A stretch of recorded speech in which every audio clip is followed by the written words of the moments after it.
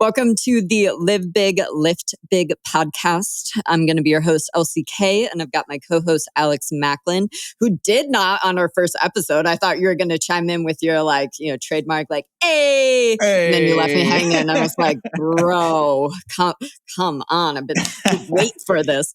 So today we are going to do a little deep dive. Obviously, we're rolling into New Year, which for a lot of people provides the opportunity to start new habits, lean into, goals and stuff like that. And so this is a hot time of year that, it's like fat loss isn't our most favorite topic to talk about. There's so many things out there, but it's like ultimately it's very important to me personally to talk about fat loss regularly in content and stuff like that. Cause it's like, well, yeah, it might not be my favorite topic to talk about. It's way more exciting to help people, eat food and be strong and be well fed and all that stuff. But it's like, hey, listen, at the end of the day, if I don't also cover how to do these things, well, where are people going to get their information from? It's like be up on Pinterest. We ain't gonna go to the magazine aisle at the grocery store because that is where things go to die. No, Pinterest and TikTok. And I mean, obviously, again, it's like not that Instagram can't be that way too. But, again, it's like how many people actually do get their nutrition advice, their exercise advice, from social media and stuff like that. So it's like, it is really important to us to cover that. And so the topic we actually wanted to get into was, the top 10 fat loss mistakes you're probably making.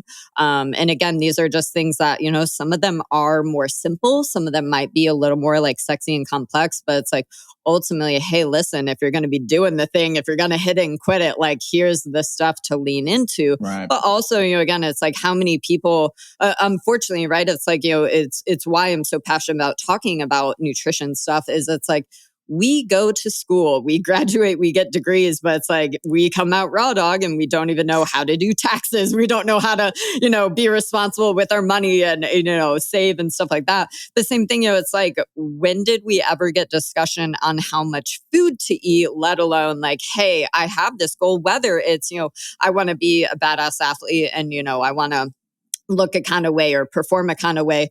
It's like, we don't get any education about any of that. And so where are you getting that advice from? Where are you getting those things? So today we'll kind of deep dive on the topic of fat loss, just because, that is something that, again, January, people are into it. People are gonna diet. We know, there are gonna be listeners and folks out there that, hey, I want to lose body fat, I want to lose weight. So get that. So let's do it in the best way possible. Let's do it in the healthiest way possible. Let's do it in the most efficient way. Let's do it in the best way. So you're not sitting hamster spinning your wheels trying to figure this shit out, because that's the frustrating part.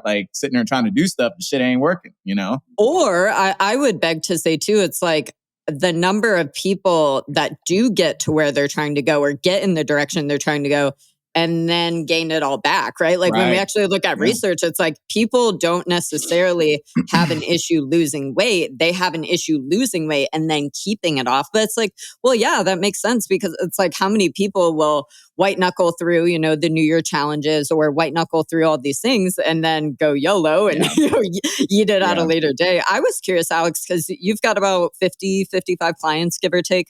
How many of your clients right now are actually chasing fat loss goals in the new year versus how many would you say are working on maintenance or health or, performance goals and stuff like that? Obviously, no need to be nitty gritty, but I don't know the exact. I probably should know the exact number, but math is hard. I'm trying to think about how many clients is this. I would say probably 2/3. 2/3 of my clients, want to pursue, maybe not they're not directly right after the new year, but their long-term goal is to have a leaner physique, one with less body fat, obviously more muscle.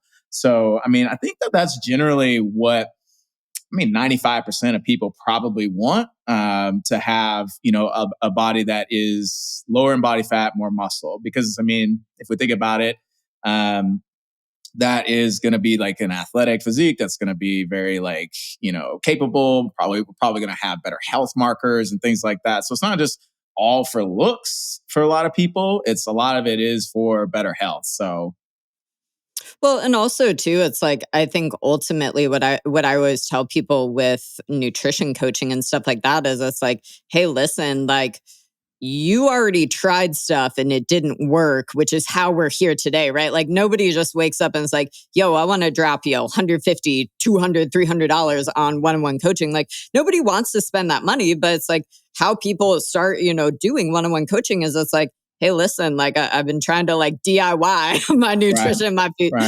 fitness, and I'm not getting to where I'm trying to go. I'm spinning my wheels in the sand.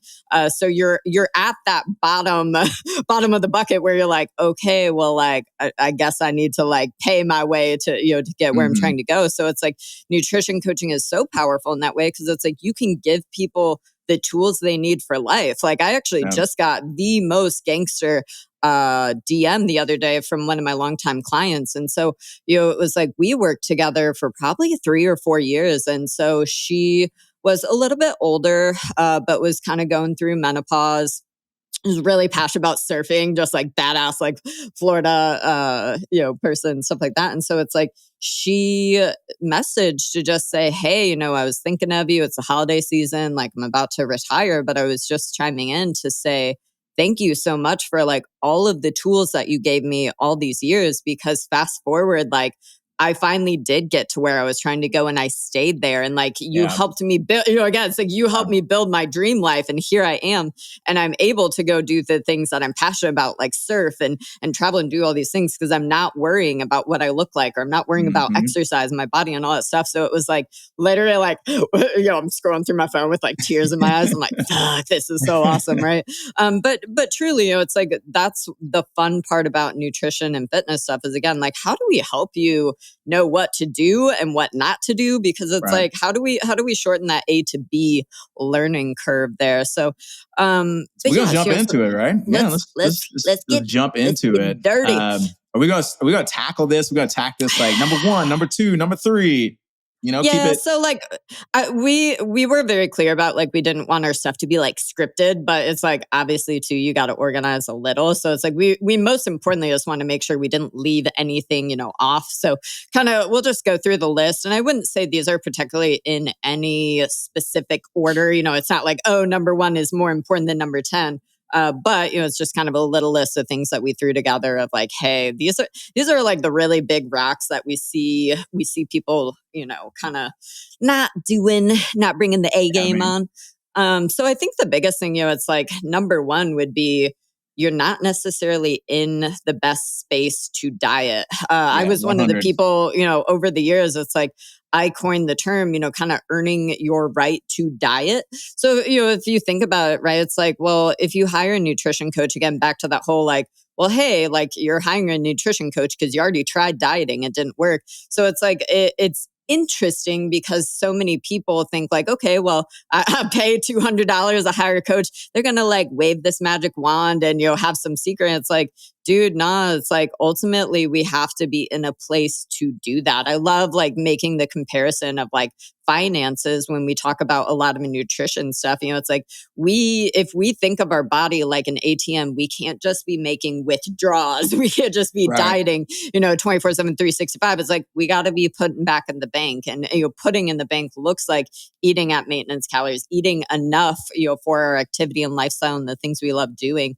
So it's like I would coin that as number 1 is like, we're not necessarily in the space to diet, right? It's like, even if we talk about if we build a house, we're going to build a foundation, right? It's like we start with concrete. We're going to start building, brick by brick. It's like, and it needs to be a solid foundation. It can't be like on sand and sticks. Like we got to have some good, solid habits in place, right? Sketchy ass house. It's like, but truly, right? It's like if you were going to build a house, well, it's like you got to have the foundations before you're worrying about what decorations and what couch and all the furniture inside. It's like, listen, like we got to start with the basics. And so it's like, if we're still just like, it's like there's so many things, but I would say like, again, if we're out partying all the time, if we're just, like eating whatever food we decide to 24/7, 365, it's like by having all of that kind of roped in, like, then we can, dial in, then we can get to where we're trying to go. So it's like, I think number 1 is it's like, back to that analogy of the bank and the ATM, it's like, well, what have you been doing the past 3 months and the past 6 months and the past year? If we really look back, it's like, have you been tracking your food? Are you eating enough food for your activity and lifestyle each protein? day? Are you eating like whole foods most of the time? Are you consistently exercising, right? And getting movement, getting steps, things like that. Yeah. Putting fruits and vegetables in your mouth. Right. Yeah. And again, it's like, not that it's like there's nothing wrong if we are, frequenting fast food and stuff like that on a regular basis. But it's like, those are the things we kind of need to look at, is like, start and just kind of audit.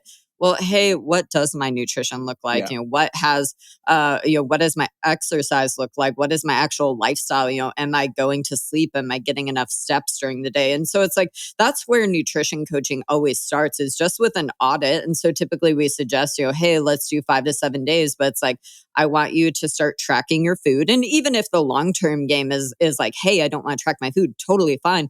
But it's like, we can't like bird box our way into this, right? It's like, we can't be in the freaking closet, with no flashlight. It's like, the more data we have, the more data that we can then, the goal of all this is, it's like, if we can collect a lot of data and control it, well, then just like a science experiment, then we can tweak it. Then we can see what's working, what's not working, and proceed confidently. So it's like, I would start, if you're currently like, hey, new year, new me, I want to diet. It's like, start by quite literally just auditing what you're currently doing. Track your macros for 5 to 7 days. My favorite food tracking app is Chronometer, which I think I actually said it wrong. I recently heard it's pronounced differently, Chronometer. I don't know. But it's my favorite tracking app. And Alex, is that still what you're using, or have you like? I still use. I've been dabbling in Macro Factor, but also Chronometer, whatever is what I use. MyFitnessPal is I don't love it, but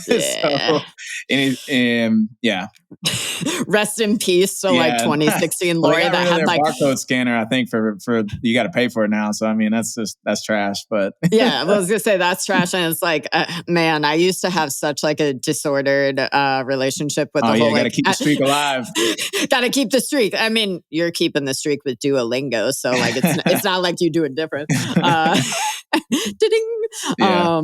But yeah, it's like, I would say track your food for 5 to 7 days. It doesn't have to be perfect, but it's like, don't be trying to change things either. It's like, literally just document, like, where am I at? What are the averages of these? It's like, most people, for the most part, it's like, well, if you ain't tracking your protein, you're probably going to be averaging like 50, 60 grams a day, or, less than 100 grams a day. So it's like, track your food for 5 to 7 days. But then also, I would just keep a little notebook, keep a little Excel sheet. And I would just be tracking, hey, how many steps am I getting each day? If you don't have a Garmin or some sort of watch, it's like, keep your phone in your pocket, and same thing, your phone can actually track your steps. But it's like, how many days did I exercise this week? And is that, pretty consistent with what I've been doing?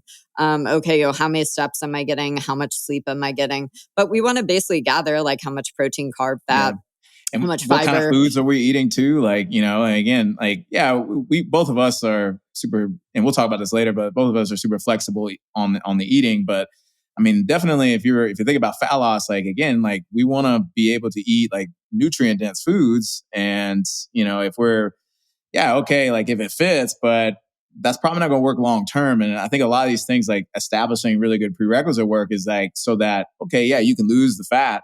And then ultimately later on, you can maintain and keep that fat off, because it's the foundation that's going to help you maintain long term. But too, it's like, ironically, our point number 2 is like trying to change too many things all at once. And so it's like, people will go from, hey, I'm not tracking my food, I'm not consistently going to the gym, I'm not getting tons of steps per day. And it's like trying to change 11 billion things all at once. And it's like, that it doesn't work like that, right? It's like, it doesn't work. Yeah. I mean, and it gets overwhelming, which is one of the biggest things that I will hear from people. Is that they're just so overwhelmed with all the things that they need to change, and they just see this big mountain ahead of them, and it's really tough to, like, it's daunting. So, I'm a big proponent of, like, meet yourself where you are, right? Like, if you're, if you're not eating enough protein, okay, let's just start with like focusing on that rather than, trying to say, okay, well, I'm not eating enough protein. I'm not getting enough water. I'm not getting enough steps. I'm not, consistently hitting the gym 5 days a week or whatever. Start with one thing and then meet yourself where you are. Like if we go back to the example of like the gym, because this is one I hear a lot from clients of mine. It's like, oh, they want to go like, 3 to 5 times a week, but then they're struggling to get to that mark. And then like the most consistent they can do is just like 1, right? Okay. Can we shoot for 2 times? Right. And that's where you got to be okay with like, hey, this is good enough for right now. And then let's make the steps to dial it up for sure. But don't be like, oh, I'm going to immediately get 5 days a week tomorrow and then get really frustrated that's not happening, and then get bummed out, and then people tend to quit.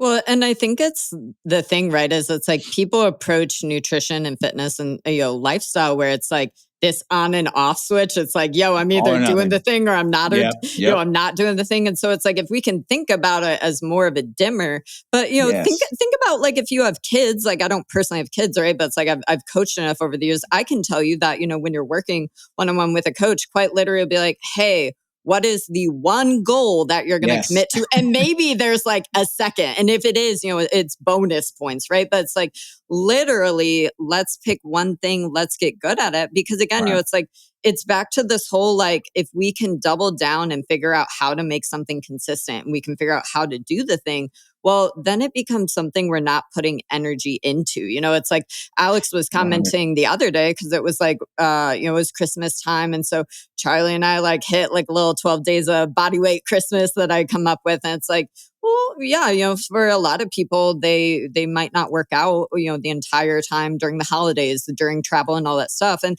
there's nothing wrong with that either, if that's the experience they want. But it's like, it's this all or nothing where it's like, well, hey, I can do this routine. But then life got busy, shit hit the fans and everything goes out the window. So it's like, how do we make things become part of our lifestyle and just become this thing that happens in the background without us, noticing or without us having to think about it? Like, that's the way. And so, if you have kids, same thing, I have really awesome nieces that are like 9 and 7. And so it's like, well, hey, you would never be like, hey, here's 11 billion things to go. It's like you would give them one and then you go let them, let them crash it and then, then keep adding. So it's like, truly, you have to meet yourself where you're at. You have to see, but also like, what are the big rocks? It's like so many people stress over the little micro things where it's like, oh, well, should I be like buying these expensive supplements or like, hey, what should I like nutrient timing and like before? And it's like, like the really big rocks that freaking pay the bills, right? It's like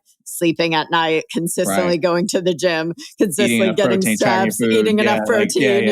So it's big, like big just opportunities. Yeah, big for sure. old the big opportunities. Or even our friend Kate that always talks about like nutrition minimums or lifestyle minimums, right? It's like, how do we do these things? And then that buys us the freedom to move on to the big and sexy stuff. But, it's like we literally have to cartwheel before we're worrying about back tucks and, flipping around and all that stuff. So, well, it comes from, I think a lot of it comes from like just impatience, right? Like you want the results, you wanted them yesterday, right? And that's just not how, and we didn't talk about this, I don't know if this is on the agenda, but I'm going to bring it up because it's like, I think that's a really important factor. It's like, we need patience here, right? Like fat loss takes time. So if you try to change everything at once and do everything in a rush, what's going to happen? We go back to the house, right? If we build it, we do this sus job, right? Like on this house is literally going to fall apart. Like we need to take our time with it, brick by brick, stone by stone,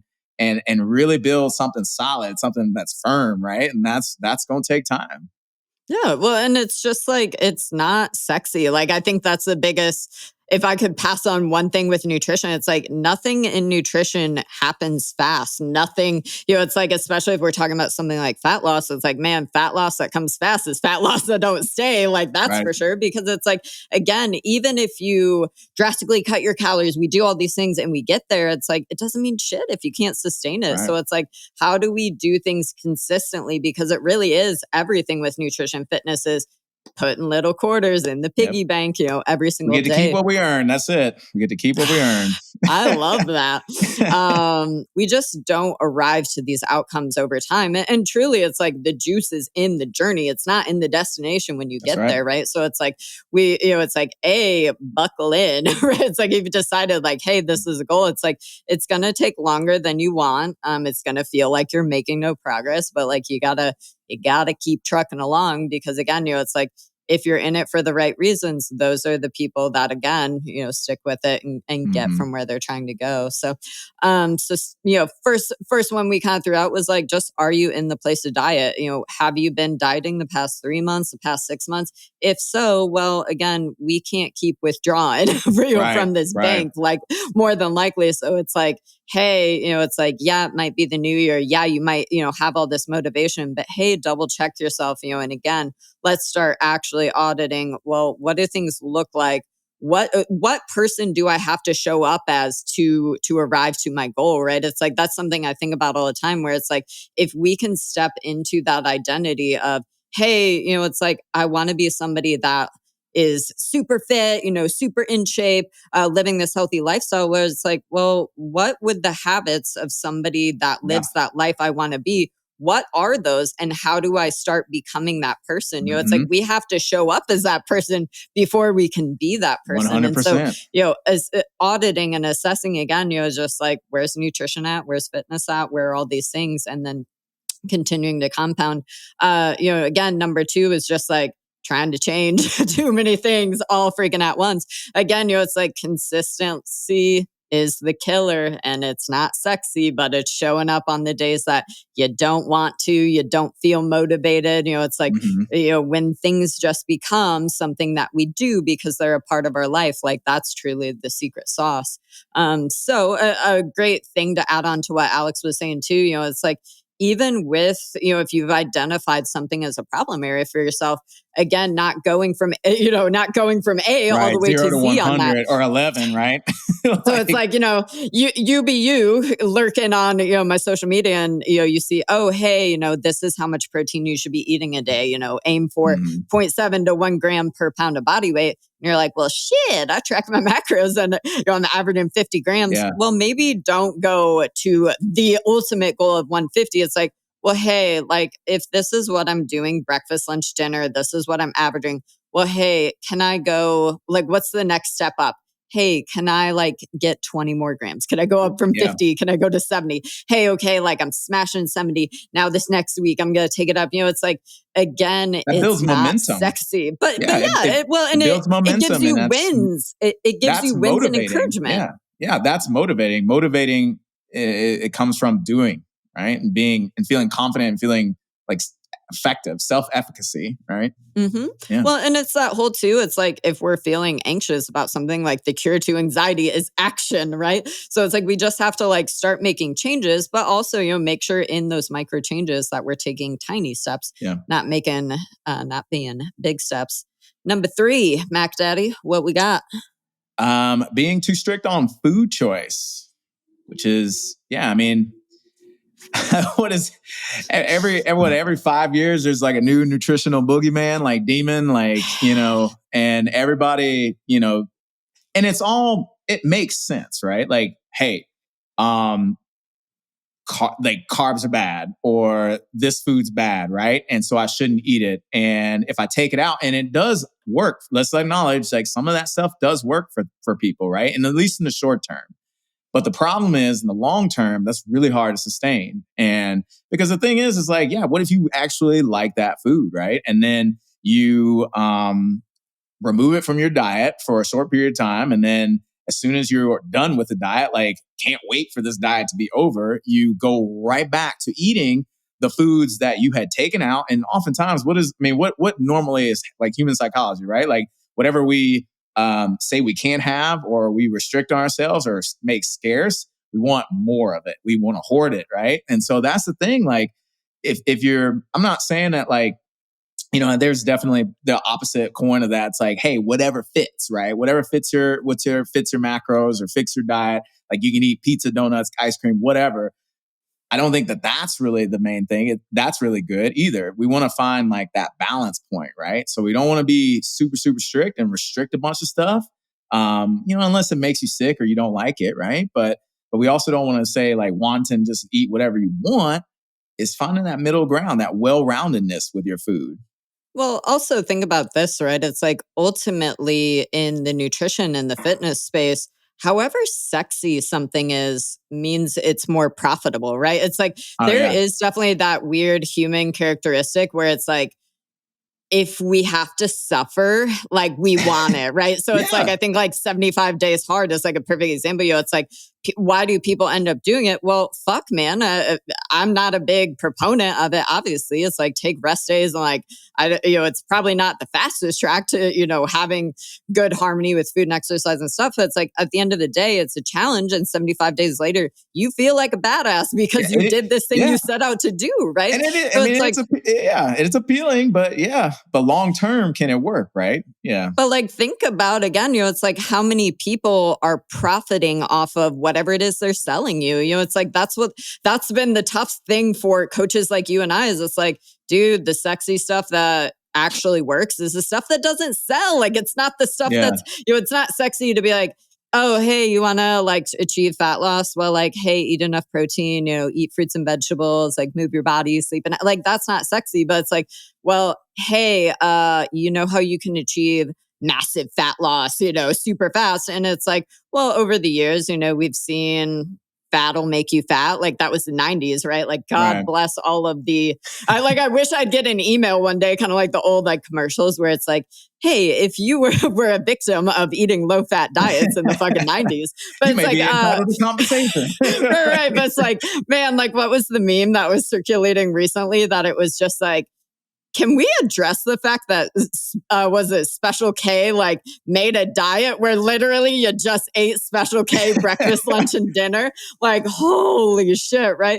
But it's like, again, it's people want simple. People want it to be very cut and dry. People want to know the rules. And so, why have things like, it was low fat in the 90s and also low carb, then it goes low carb. So it's like the thing is the pendulum always swings because at some point also it's like, well, fuck, man, I haven't, it's like, let's say we're back to like paleo or like low carb stuff. And you're like, damn, but like this was fine and all, but like I miss being able to eat the tortillas, the bread, pasta, all these high carb foods. And so it's like, that's the thing is like, you're always going to see the pendulum, kind of swinging back and forth as well. Because again, it's like, well, yeah, people do something. And so that's the thing, right? It's like, we know that when we're dieting, ultimately, if our maintenance calories are, let's say 2,200 calories a day, well, to see fat loss, we have to eat less than that 2,200 calories. Like we have to be in a calorie deficit. And so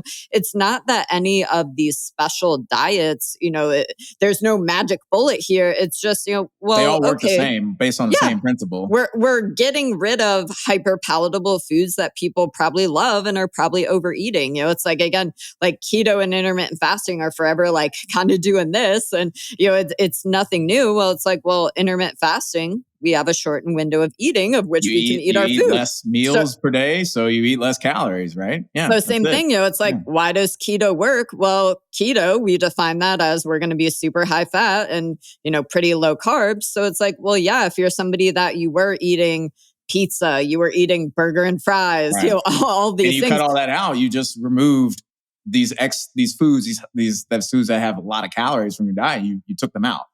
Yeah. Mm-hmm. So it's like, there's nothing like that would be my number one advice too, is it's like carnivore, I feel like is still this thing where it's just like, hey, don't eat, literally just eat that blows meat. My mind. I don't even know how that, and we're still here. Like Liver King over here. Right. So it's like, I think my biggest advice personally would be like, listen, like whether we're dieting or we're not dieting, the way we're eating ideally really shouldn't look that different other than obviously different portion sizes, right? But it's like, that's why I love always sharing, full day of eatings or just, what meals I'm having and stuff like that is it's like, hey, listen, well, yeah, if I'm eating at maintenance or I'm eating a calorie surplus because I'm trying to, chase muscle gain and stuff like that. So I just have this abundance of calories. Well, yeah, it's like, I'm just eating more of the foods that I already normally eat. And, reversely, it's like, well, for sure, when dieting, like, we're going to switch to stuff that's more, more voluptuous and more, high volume foods. So for example, it's like, well, hey, if you're drinking a protein shake every day, well, during a diet, I would probably try to switch that to actually be meat or something I'm actually eating because it's going to be more filling. But truly, it's like if you put those side by side, they should be fairly similar. What you're talking about is eating flexibly, which is what we typically, well, you and I at least do, and what we typically recommend. Now, of course, there's definitely people who don't benefit from that, for whatever reasons that they have. But I think that the main thing is like having some flexibility to swap things out or to change, like, again, based on your goals and your preferences. Like the way I think of it is like, what foods do you like eating? Right? How do they support your goals? And do they make you feel good, right? Mentally and physically to eat them, right? So if they make you feel good and they support your goals and you like them, those are things that you probably should eat more often, right? And then it's a spectrum between that and then, hey, foods that you'll maybe love, but they don't really support your goals all that great, or they don't make you feel great physically. Those are foods maybe you should eat like more rarely and in smaller amounts, right? But that doesn't mean that you have to completely just say YOLO or eat them out of your life, right? Like, so I think that's really where it is. And then, having a balance between these things rather than all or nothing, either or. Sure. Well, and it's like, too, it's like we just have to think, ideally, when we're getting into our nutrition journey, it's like, for most people, how do those, meals and stuff like that do? Well, it's like, well, we want well-rounded meals. We want a meal that's going to have a protein, a carb, and a fat. Hopefully we're having fruits and vegetables a couple times a day. We're getting a lot of fiber. So it's like, if we use that as just kind of the generic, start to that, then it becomes like, hey, listen, again, it's like, there's so much. And I feel like, dude, like TikTok is the freaking worst, like the cockroach about this right now. But it's like, there's a reason why you still don't catch me on TikTok. But it's like, I just can't, because again, we're not gonna see you dance on TikTok, Laurie. Come on, bro. Absolutely not. But truly, right? It's like, I love following like Food Science Babe, because she will literally take videos and be like, oh, great, somebody is victimizing, the rotisserie chicken at Costco because, it has chemicals and, it has XYZ. And so it's like, hey, listen, at the end of the day, again, so many people are villainizing these, these foods. Or like, I'd be curious to know for you, Alex, it's like, and obviously I can share mine because there would be a lot, but it's like, over the years, were there any foods that you personally enjoyed that you restricted at some point, or you stopped consuming because somebody told you, like, oh, well, like, XYZ is bad. Like, what man, foods? When I first started, man, I was definitely on that paleo train, man. I was in it, and I was like, the people I hung out with were in it. I remember going to a restaurant, and this was like OG CrossFit days, right? Like 2010, when people wore Vibrams, right? Like the feet shoes. People ever got feet shoes and they doing a Whole30 every day? Yeah, no, for real. So I remember being at a restaurant, and I had some bread, and one of my gym mates was like, "Are you really gonna eat that? Like, seriously? Don't you know like what this is? Like, it's like gonna fucking kill you, right?" Like, and I mean, I gave up a lot of things that I loved eating. Like, my favorite food in the world is spaghetti, man. And pizza. Like, I love. Now I can't do pizza anymore because dairy, but yeah, no, for real. Like, but I distinctly remember preparing for a weightlifting competition. And I don't think I've told a lot of people this, but I was doing a really restricted diet. Calories were low, and I couldn't really eat a whole lot of foods, even though it was supposed to be like flexible eating. I remember one time I got so fed up, I went to the grocery store, bought like all these foods that I like literally was not supposed to eat and have been restricting, like Oreos, potato chips, all that stuff. And I straight up like sat in my room and ate it all. And yeah, I mean, that had never happened to me before, ever. I never experienced any kind of like that kind of experience with food. And I can definitely empathize with people who have, disordered eating patterns because like I was headed in that direction. And that's what happens, I think, when you are super, super strict on food choices and create all these rules about things. It can backfire. It can backfire in a really, really negative way.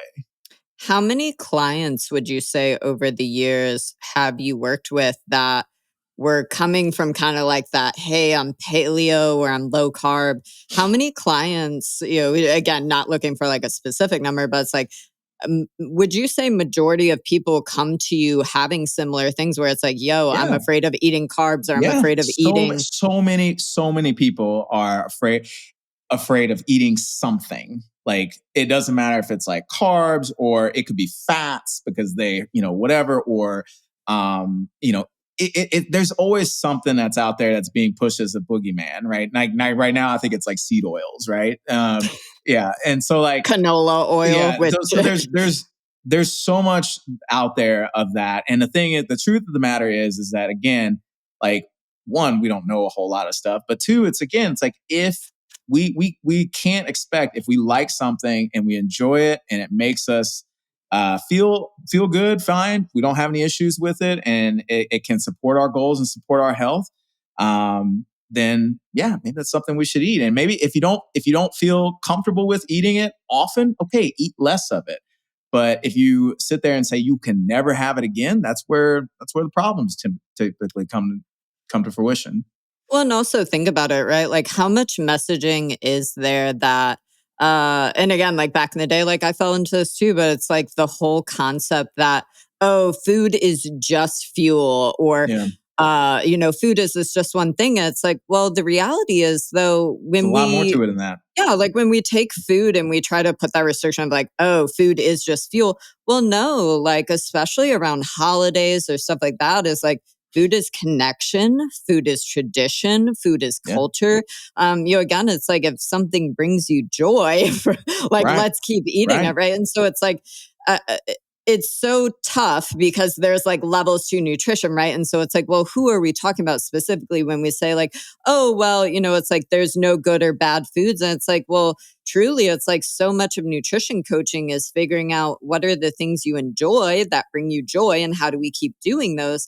And then also like at what percentage level or what frequency does that look like? Because it's like, well, hey, listen, like, like if you want to be super lean and super shredded, well, you probably can't like drink, multiple times a week and, go out to the bars and go, do all these things. It's like, what is our give? What's our take? Ultimately, what do we want food to look like in that regard? What are the things and what type of lifestyle do we want to live in terms of like the partying spectrum and dining out and eating at restaurants and all that stuff? It's like so much of nutrition is really just figuring out what are the things you want to do specifically, what are your goals, and then we do have to align to those. But it's like even if you talked about me personally, it's like man, it's like what sector of my life do you want me to dial back? But it's like way back in the day, I was in the same boat. Paleo and Whole30 were such big parts of kind of the CrossFit community way back in like the 2012, 2014 era. And so it's like, for me, I remember literally thinking that sweet potatoes were a dessert because I'd be like, oh my God, if you go on TikTok, you'll see that shit though.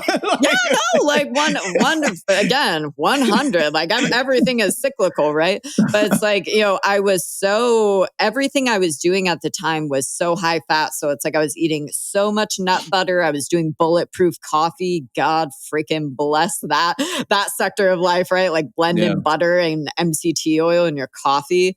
I'm glad that like stopped being a trend, and we learned there was nothing magical about that, right?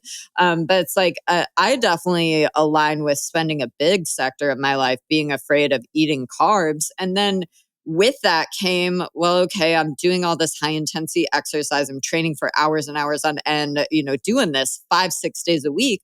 Well, yeah, I felt like dog shit because I'm trying to drive this car with no fuel in the tank, right? So it's like for so many people, I think that's just it's why I'm such a big proponent of educational content, is because education equals empowerment, and it allows us and affords us the opportunity to be the CEO, to show up and do those things and make changes. Because again, it's like, well, how many people are afraid of carbs? Oh, well, you encourage them to start eating more food, start eating more calories. And it's like, oh shit, like I didn't have to feel this way and I just didn't even realize, right? So it's like for so many people, a lot of times it's just like you gotta go, the only way to is through. Like sometimes you just gotta, you have to just understand it enough and show up afraid and do it. And, same thing. It's like, I remember that. Like, I remember, I'd like start eating a little more carbs. And it was like, you were almost like waiting for your body to betray you, right? Like, oh, is the scale going to go up? Oh, am I going to gain weight?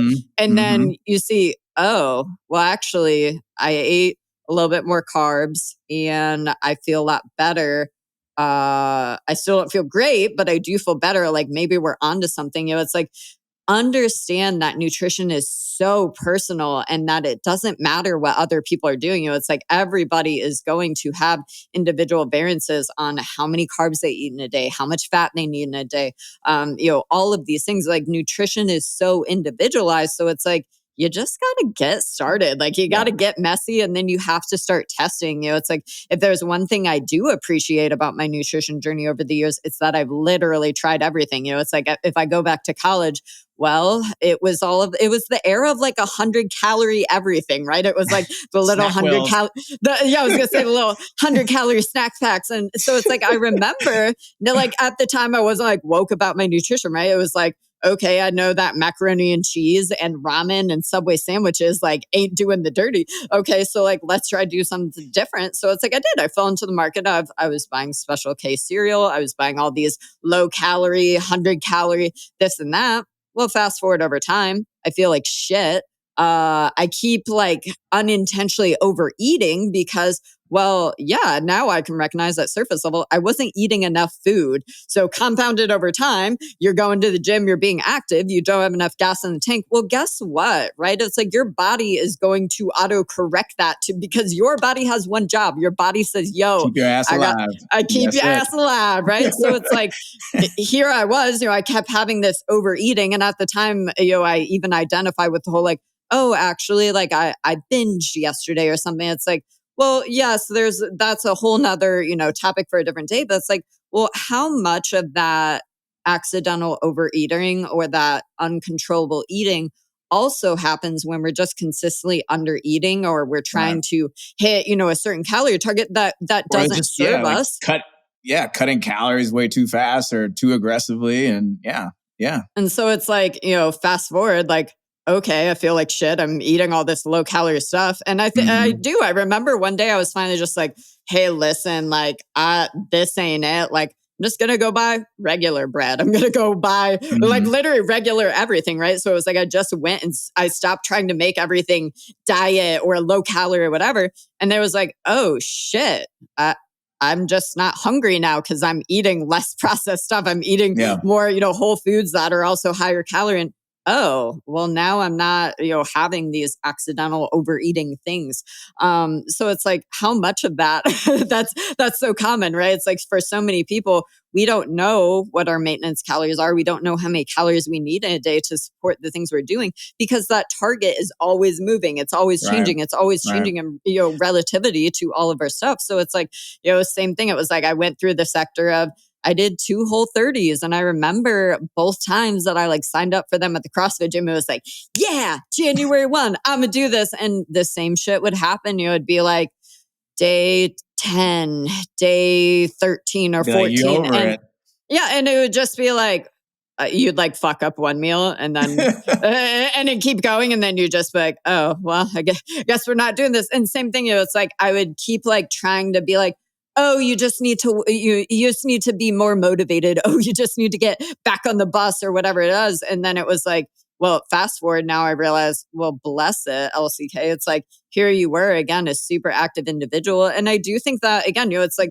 with nutrition, everything can have application. Is the application, in line with what you need it to be. I do think that Whole30 can potentially be an incredible option for someone if they, if we suspect that we have food intolerances or we might have, problematic or just eat a diet that's very high in processed foods or just a lot of fast food. A lot of fast foods, a lot of sugary foods, drinks, stuff like that. Just getting back to eating regular food. But I mean, same thing. It's like, ironically, Whole30 people use it for weight. It's not actually intended for that. Whole30 is supposed to be an elimination diet, but it's still, it gets packaged up with a pretty bow. We start doing the wrong things with it, where it's like, hey, Whole30 weight loss challenge starting January 1st. For me personally, what ended up happening was I wasn't eating enough food because I started, it was like, well, Whole30 is super strict. Whole30 says, hey, we're not going to have grains. We're not going to have any sort of dairy. We're going to not have sugar. We're going to take out X, Y, and Z, right? So it was like, well, I went from I was eating enough food, supporting what I was doing to, well, okay, I'm going to do this Whole30 thing.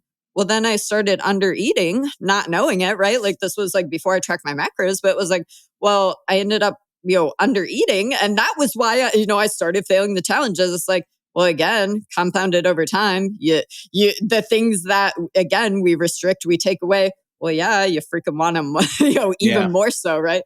But it's like, even again, fast forward over time, we can keep going. It's like, name a food, I had a problem with it. It's like the more that I started to struggle with my hormones, my thyroid, the more, all these things, it was like, for me personally, I started to try and like control everything. And so it'd be like, oh, cool. Like I said, actually terrified to drink alcohol. I would have this big mental gymnastic spiral about, okay, if I drink alcohol, like I'm going to gain weight and XYZ is going to happen. I'm going to get fat, all these things. And it's like, even from the nutrition sector, I was laughing. So I was chugging a little sugar-free Red Bull over here. But it's like, I remember when I met you in 2017 and you were the king of like bang energy, rain energy.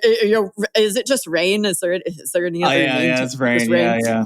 But it's like, same thing, it's like, well, okay, somewhere, whether it was Pinterest or magazines or whatever, it's like people were villainizing artificial sugars. Like that's still such a thing. It's like artificial sugars are such it's going to wreck your gut health. Oh, it's going to XYZ. And it was so the truth refreshing. Is we don't really know all that stuff. Yeah, we don't know. But, it's like, for me personally, I remember I used to give you so much shit about drinking energy drinks, 24/7, 365. And then obviously, you're around it enough and then you start doing it. But it was, it was like, that was huge for me. And I remember like the first day I was like, oh, I felt like so like rebel over here drinking, a bang energy or something. Then it's like, oh, well, actually nothing bad happened. Oh, okay. Like what, where did this come from? Right. So it's like so much in nutrition too, is just like getting curious on like, hey, listen, like where did this narrative come from? Or like, where did we hear that, insert the blank food or drink is bad for us, but then also, is it true? It's like so much of stuff. Like I think a really perfect example actually for like hormone and thyroid stuff is that if you dialed back to like 2017 to 2019, there was a lot of information going out from doctors, functional medicine people, all this stuff. And the premise was like, hey, if you have thyroid issues or if you're struggling with, PCOS or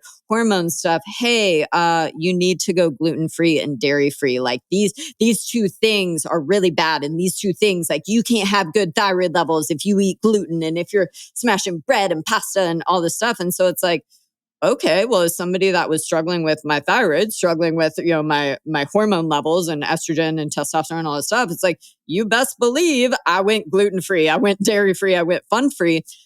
And fast forward present day, it's like, well, shit, okay, like to be fair, I'm lactose intolerant. So it doesn't have anything to do with like, oh, I have thyroid issues. Oh yeah, I avoid dairy. Well, yeah, like I don't have. Doesn't make you feel good. I don't have ice cream and pizza because I don't want to like. You don't want the squirt. You don't want the booty squirts. That's it. Yeah. Man. So it's like, that's like, so it actually came up on a Q&A question maybe like a month or two ago on social media. And so I was like, oh, like I actually wonder, I haven't looked, in PubMed. And so again, it's like, this is, by no means was an exhaustive search. I did not like scour for hours, but it was like, I pulled up quite a few research studies from the past few years. And it actually turns out that the whole like gluten, dairy, hormone thyroid, story that we were being, kind of spun. Well, maybe it is true, but the research actually showed, it's it's like there wasn't one firm like, oh, if you have thyroid issues or hypothyroidism or Hashimoto's, like you must go, gluten-free, dairy-free. It's like, well, there's some research that kind of points a kind of way. There's also equal parts research that I'd be like, yo, hey, we actually tested this because y'all keep asking about this. And like we still don't necessarily have proof. That doesn't mean it couldn't be true. We couldn't, find things in the future. But as for right now, this is what we kind of came to and stuff like that. And so I found it super interesting though, because again, it's like, well, how common is that to, again, it's like, if we're struggling to something, we latch onto it, we start doing it. And, fast forward present day, like now my belief system is like, hey, listen, ultimately, if a food doesn't appear to give you issues and you get joy from it, then you should probably, but reversely, it's like for you, it's like you've kind of discovered like, shit, I can't get in bed with dairy. Right. But it's like sometimes with nutrition stuff, it's like, if we have so many conflicting things, it's like, it can be hard to pinpoint, oh, well, like it's actually this specific thing in my diet. It's obviously if we have like celiac, that's very obvious of like, oh, I can't mess with this food. But for a lot of people, it's like, well, if your eating stuff is always changing every single day, day to day, and this and that, it can get really hard to like pinpoint, oh, hey, by the way, like this food, kind of goes with us, right? So, again, it's like, I think ultimately still, let's use the example of chocolate. If you're like, hey, listen, like I love chocolate. It's like, well, cool. How do we build you a plan, as we go into the season of dieting and trying to lose body fat? Well, obviously, we have to cut calories. So again, our quantity might have to be smaller, but maybe what that looks like is, at maintenance, you have a high quality dark chocolate bar, you're crushing like a Who Kitchen, a Justin's, the little peanut butter cups or something. Like, hey, at maintenance, maybe you're crushing half a bar of chocolate and it's a really awesome source of healthy fats. It's really high in fiber, and all of this stuff. And so, okay, well, hey, maybe when you're dieting, well, we know we might have to go to something like a 10 to, hopefully not a 20 or 30% deficit, right? But it's like, you gotta go as low as you need to move the needle. Well, yeah, you might not have room for that entire half bar of chocolate you've been eating. So it's like, well, hey, maybe, during that diet phase, it becomes like, a smaller piece, or you do it less often. Yeah. But it's like, again, if the alternative option was presented to you and it was like, hey, well, so we're going to be dieting the next 12 weeks. You have the choice to keep eating this thing you love, but just in a smaller quantity, every day or every few days or whatever, whatever that is. Or we have the option of going cold turkey and you don't see chocolate for 12 days, even though you freaking live for chocolate and like it brings you so much joy and happiness. Well, most people, are probably going to choose, hey, I love this thing and I want to keep having it. And so it's like, again, with nutrition, it's about consistency. What can you consistently do? But also it's like, maybe we change that narrative, right? It's like, what if you could, yes, reach your goal of, hey, I want to lose body fat, but you could also enjoy yourself along the ride. Like, yes, you're going to have to sacrifice. Yes, there's going to be some things that you're giving up or eating less of or whatever it is. Like, you have to work. Nothing changes if nothing changes, right? Yes, you're going to have to work. But what if we changed that narrative that you previously only knew, where it was like, hey, if I'm going to lose fat, I have to be miserable the entire time. I'm going to have to white knuckle. I'm going to have to XYZ. It's like, well, whoa, like that's the difference, right? And that's the difference between a good coach can help you build a life you love while you're on the express to somewhere versus, again, those are just two different scenarios. And yes, both get you there. But how do we get people to do, to be consistent? Well, first to do of all, the you thing? just say, slow your roll, Brenda. Slow your roll. like, chill out. Mm-hmm. Yeah. So it's like, I think that's huge. So, quick recap is it's like, ultimately, at the end of the day, understand there's no good or bad foods, but certainly, it's like, let's take into account how foods make us feel. Do they align with our goals? And then, how do we kind of build that master plan to get from A to B? But at the end of the day, the foods that you're eating on the daily, for the most, shouldn't look too different than, how they might during a dieting phase. We're just going to see them less often. Yeah. They might have a little less frequency, et cetera, et cetera. But it's like the goal is still, we have a protein, a carb, a fat, we have a fruit, we have a vegetable. And again, it's like, don't let nutrition be this checklist of like, oh, every single meal has to fulfill XYZ. It's like, again, hey, at the end of the day, it's like, I've expanded my this is like a good example. It's like, I know you knew me when I went through the phase of like, oh yeah, 800 grams of fruits and vegetables every single day. And I was also like freaking descended and bloated and my digestion was like wrecked, right? And it's like, well, now fast forward present day, it's like, I've actually realized it's like, my digestion does really freaking well. Like I eat a lot of fruit. I would say probably like 6 to 12 ounces of fruit per day.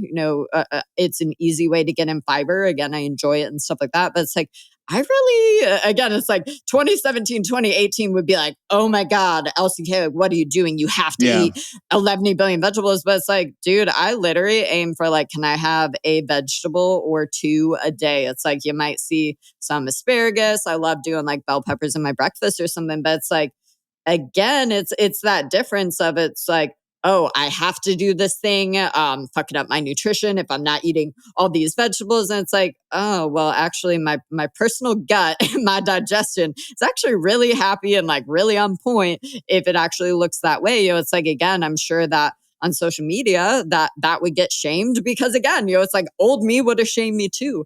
But it's like, I've trialed and erred over the years that, I've kind of come to terms with what works best for me. And I've gotten to see that. And so, it's like finding what works for you, what brings you joy. Like that's the secret sauce, y'all. Yeah, that's it. Yeah.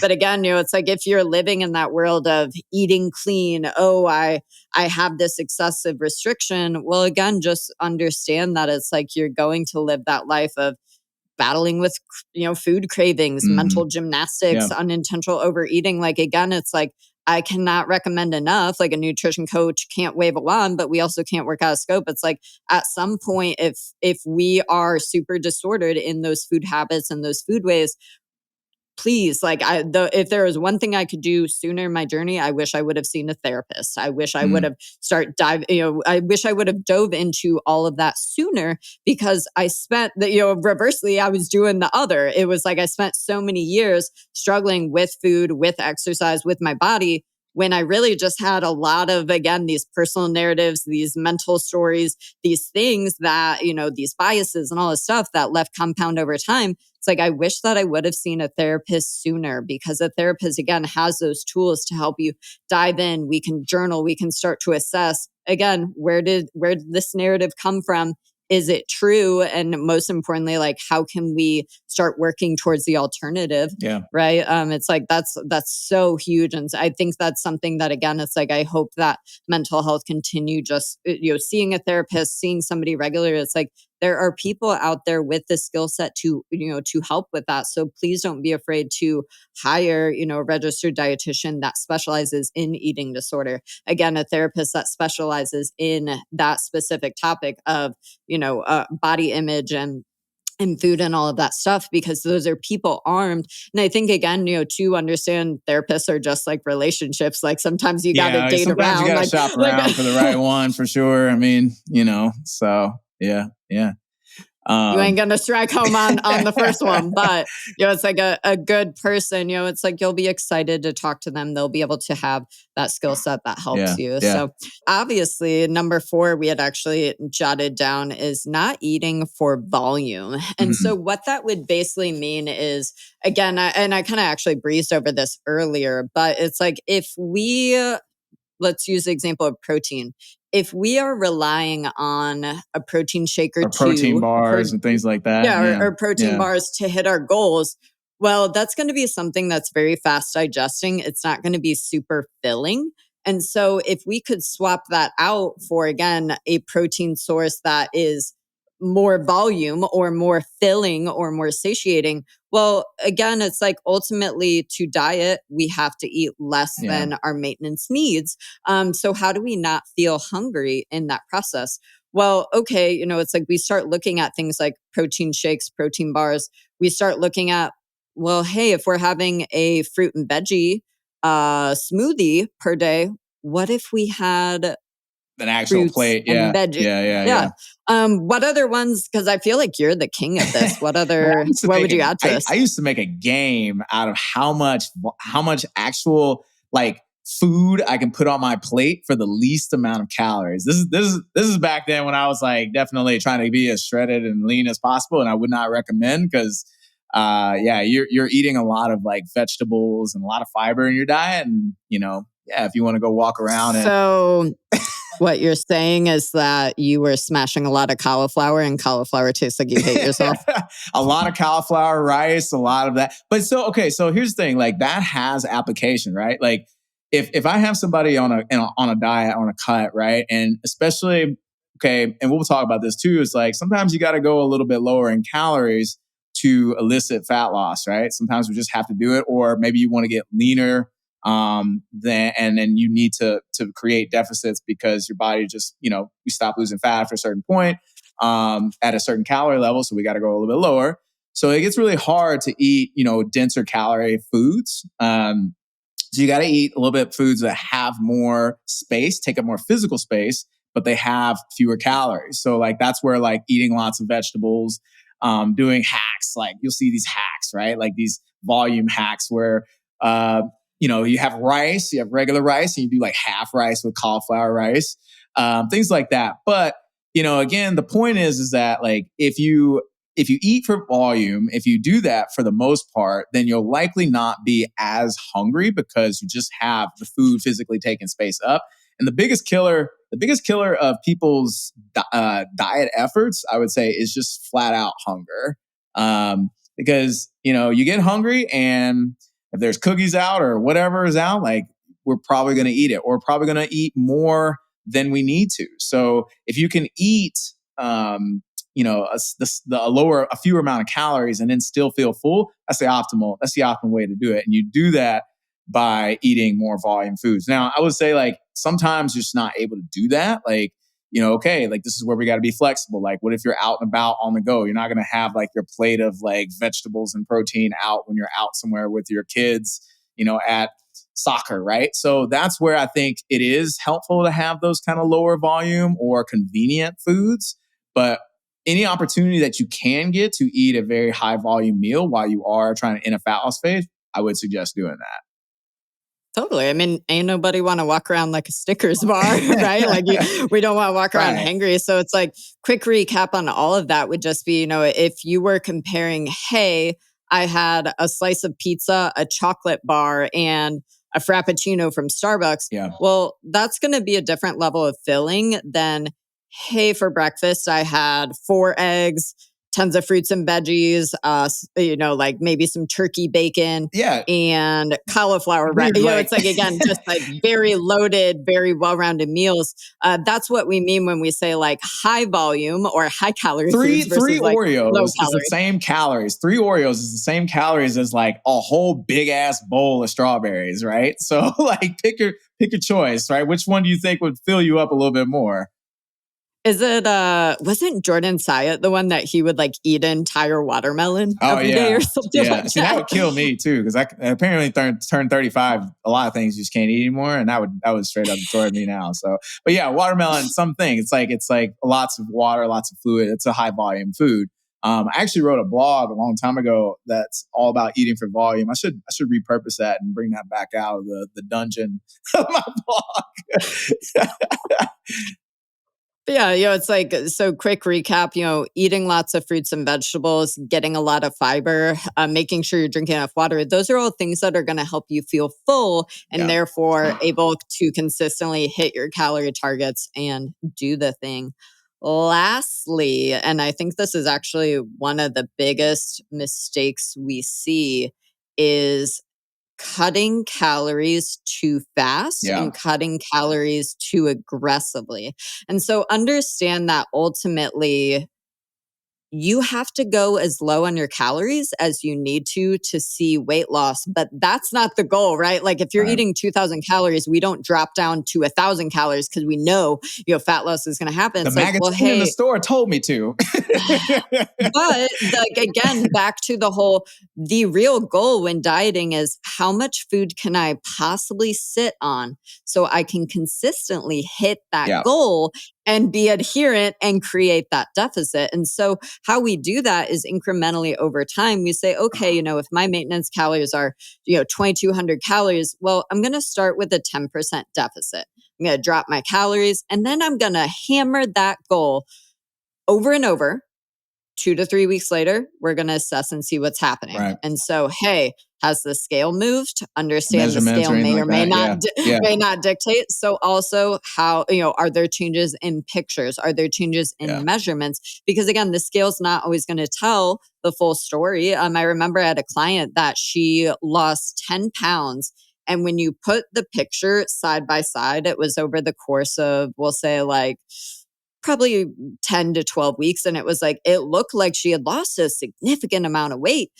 And yet the scale was actually the same because she was also gaining some muscle. We were having body, recomp happen.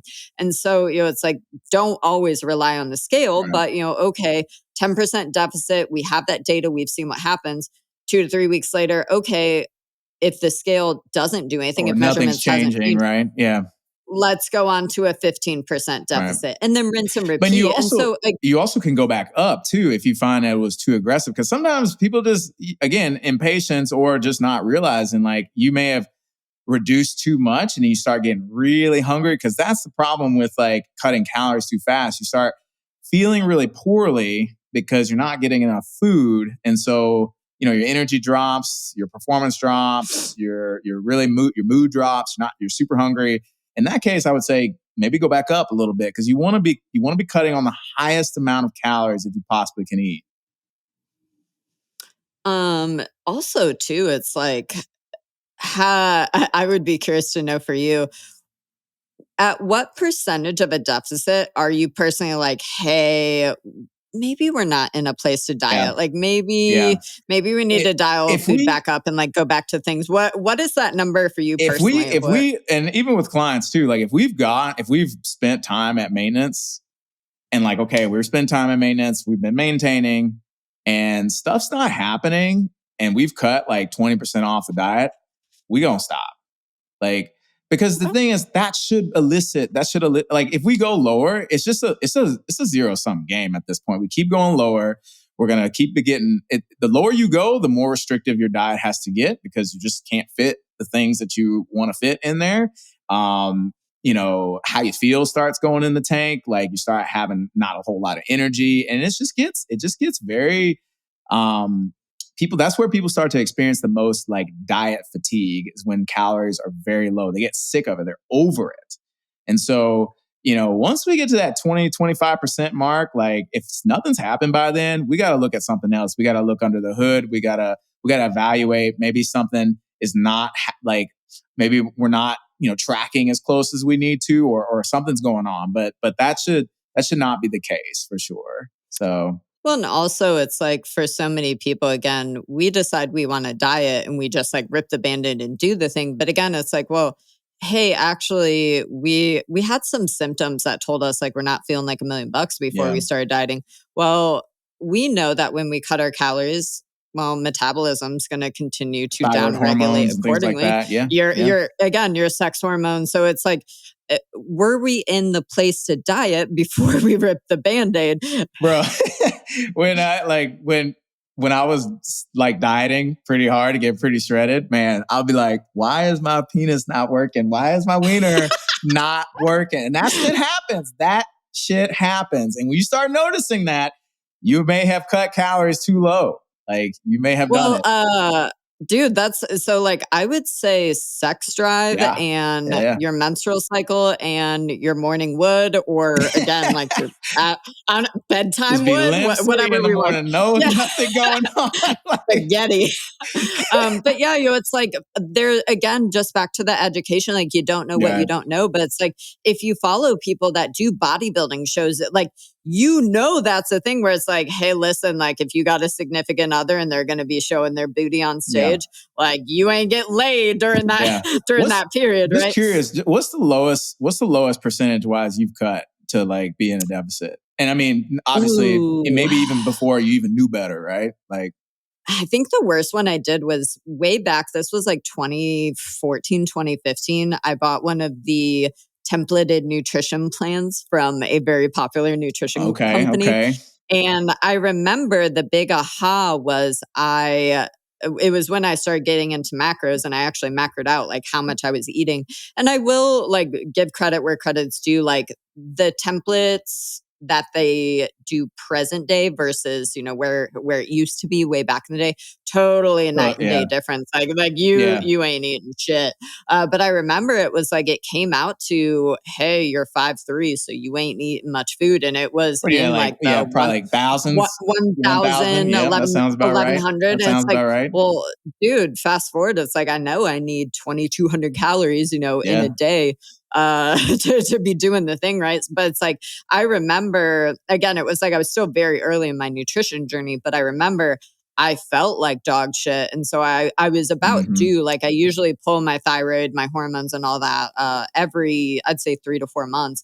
And so it was literally the lowest I've ever seen my thyroid values, which that makes sense, right? It's like I wasn't eating food, therefore my thyroid downregulates and, it's saying like, hey, bombs are going off, save me. But it's like, it's like a lot of people don't realize those symptoms of, hey, like this is why we can't just chronically diet 24/7, 365. I would say that was probably like the worst, because again, it's like a lot of my disordered eating and a lot of that happened before I knew of macro tracking. So it's like I've been tracking my macros since probably 2012. And if you're not familiar, tracking your macros just means how much protein, carb, and fat and calories you're getting in a day. So it's like I didn't start that until a little bit, later post college and stuff like that. So it's like probably been, like I said, I would claim like 9 or 10 years of tracking macros. At this point, because again, it's like now it's accountability. For me, I tend to lean towards the personality of I just don't eat enough food. So it's helpful for me to just be like, hey, dummy, like we doing the thing. And, so it's like, I'm one of those people, it's like, I love tracking and I find freedom in tracking my macros pretty consistently, because when I don't, left to my personal devices, like I'm gonna starve myself on accident. I'm gonna be busy. I'm gonna get stressed out. But I used to be the opposite personality, where it was, like I said, it was like I was always restricting. So I was always spiraling about food. I was always having those outings where I'd be like, oh, I'm overeating, or, I was under this impression that I might have like a binge disorder. It was truly just, I was under eating, and then my body is forcing me to overeat. So I would say definitely like that's probably like the two biggest ones. Is for sure like I was eating zero food. Like I was 92 pounds at 5'3" when I found CrossFit. So like we were struggling. We were not living our best. I mean, I've seen pictures, for sure, but pictures of you. We should, but again, it's like, you don't know what you don't know, right? But it's like fast forward present day. Well, I eat at maintenance more than I do anything else. And I now understand, hey, yes, I'm 5'3" and yes, I am short, but that doesn't mean I don't deserve to eat the food. And again, you'll understand it's like, yes, we can say at a base level, the taller you are, the more food you probably need to eat in a day, to fuel yourself. But you're also super active. How active are we? But, again, it's and like, you have I a lot of just muscle always tell mass people, too.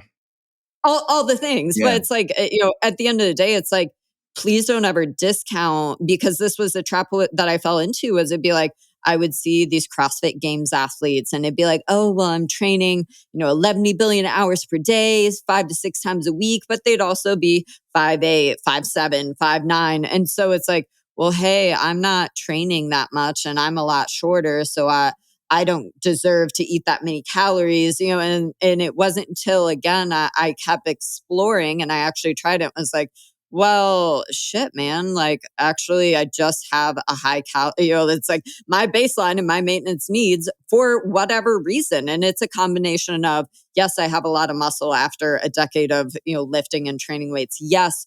I love being active. It's like, we love training. We love doing the most. But it wasn't until that personal exploration of like, oh shit, well, like, yeah, like my maintenance calories are, maybe I do need more food than these athletes that are bigger than me or training more than me or whatever. But it's like, that exploration part is so important, because again, it's ultimately why I spent years and years and years under eating, was I thought that my maintenance calories were a lot lower, than they indeed actually were. Yeah. I feel like this is a good place to I think we're gonna have to do part 2. We really thought we were gonna hit all 10. Shit. I mean, there's a lot to cover. Like, I mean, fat loss is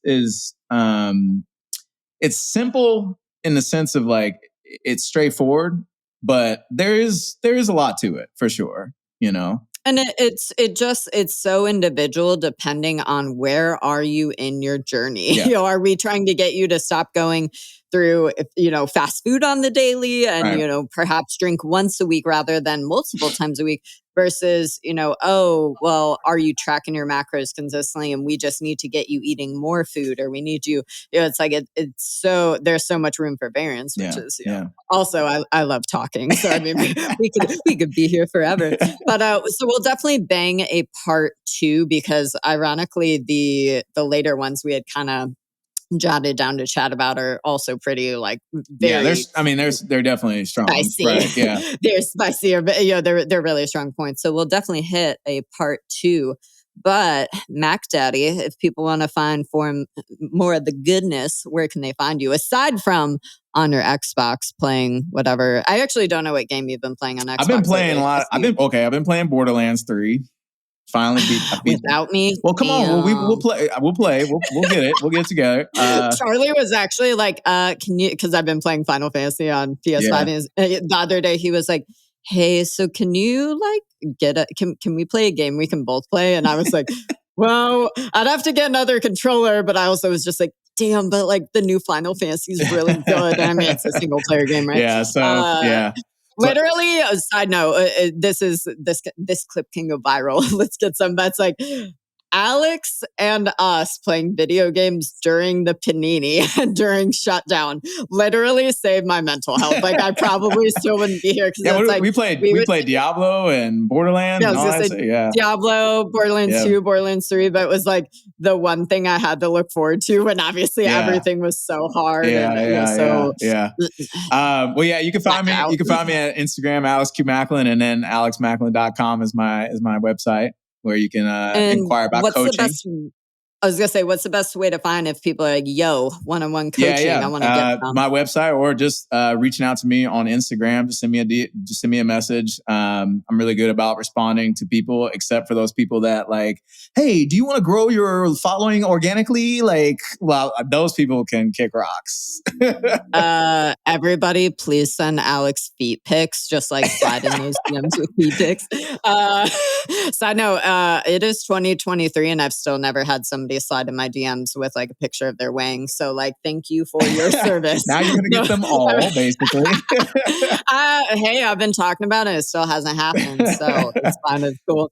If you want to find me on social media, it'll be Laurie Christine King, and that'll be my handle for everything. So if you're trying to find me on YouTube, my website will be lauriechristineking.com.